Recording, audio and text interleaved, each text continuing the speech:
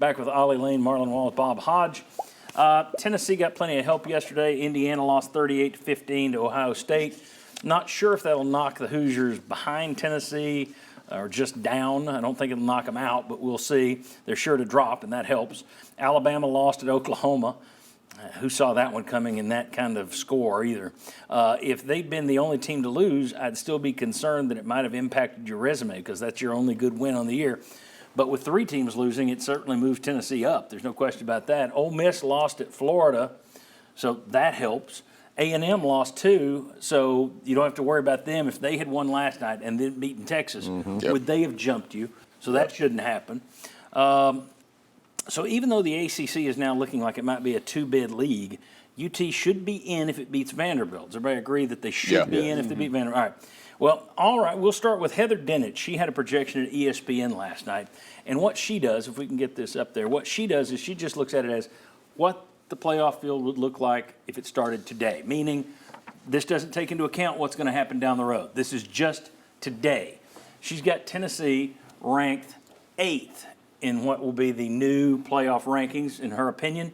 Now, if you put that over on the bracket, that means Tennessee would be seeded 9th because the champion of the Big 12, which she has is Arizona State right now, they would be in, and they are ranked below you. So that's going to knock somebody who's ranked in the top 12 out. And you see them right there. Their 12th team is Alabama. With 3 losses, they would be number 12, and they would be out in Heather Dinich's projection. Her bracket, if things ended today, and they don't, would have Tennessee heading right back to Georgia.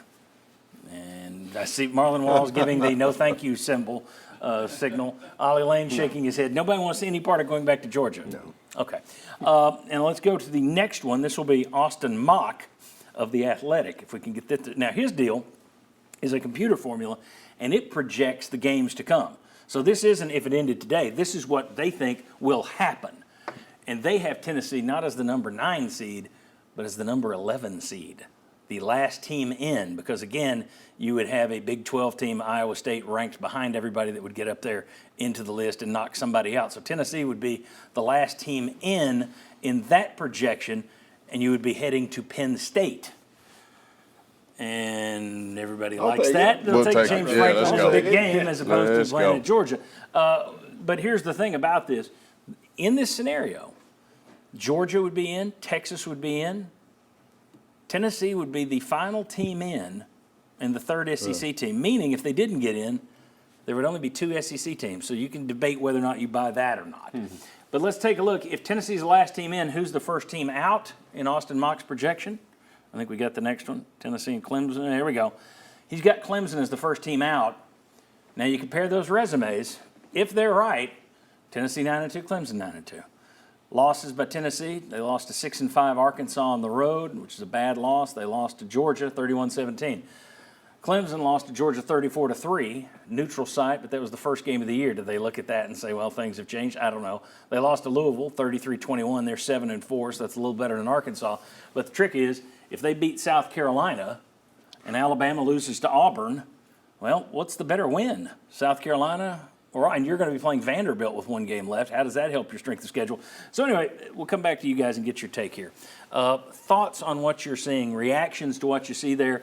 It looks like you're in, but if Austin Mock's projection is correct, you're still going to be, we think we're in, but I don't know.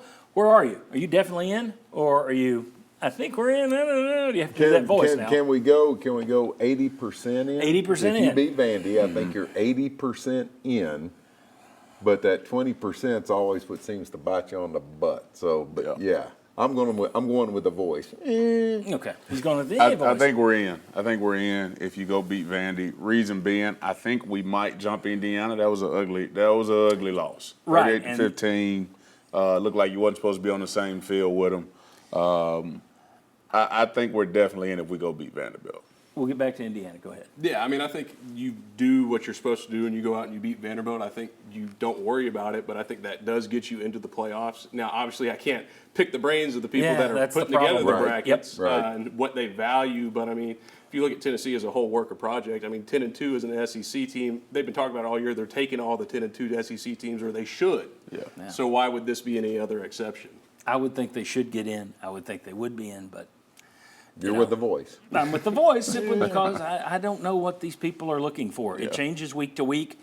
I mean, you saw Georgia moved up 2 spots last week for beating Tennessee. Alabama moved up 3 spots for beating Mercer. They didn't really move up 3 spots for beating Mercer. They moved up 3 spots because Georgia moved up 2, and they had to keep them ahead of Georgia since they beat Georgia. And that's the way this. And yet they didn't have Tennessee above Alabama. It's all nonsensical. Give me a computer that I know what's coming, as opposed to humans. The Indiana thing, and this gets back to that. Do they look at it? There were a lot of people who thought, well, they're going to get beat 45-6 or 50-0. It's 38-15. Now, I don't think they'd beat Ohio State once if they play them 10 times. Right. But it wasn't a complete blowout. I don't know how the committee is going to look at that. Are they going to look at it and say, look, this team's been consistent all year.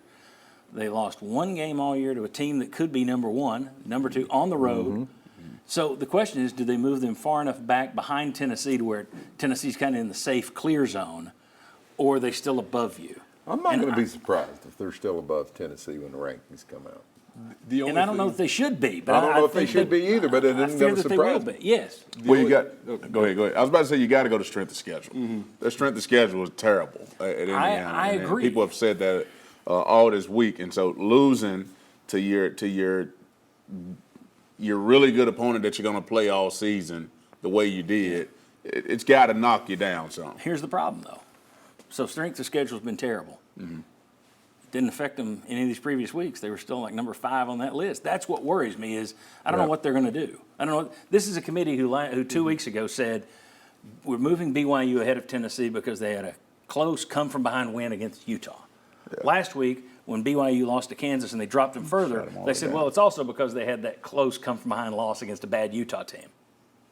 So in 1 week, the Utah win went from good thing to a bad thing. Well, see, and that's where you got to worry about the eye test. Okay, everybody, you go to Vandy and win, you're okay. But what if you go to Vandy and you win by 1 point on a last-second field goal? Is that less of a win than if you go and you beat them 32-6? And let's see Clemson just annihilate South Carolina. Yes. Which I think if you're a Tennessee fan this week, you're a South Carolina fan this week. You want Clemson done. Sit around at your house and make that horrible sound they make in South Carolina. All right. I could have just gone bakak. All right. When we come back, let's continue this conversation. We'll bring in another couple of guys and we'll talk about more of this playoff and what does Tennessee want to have happen. We'll get their take on this thing. Come on back.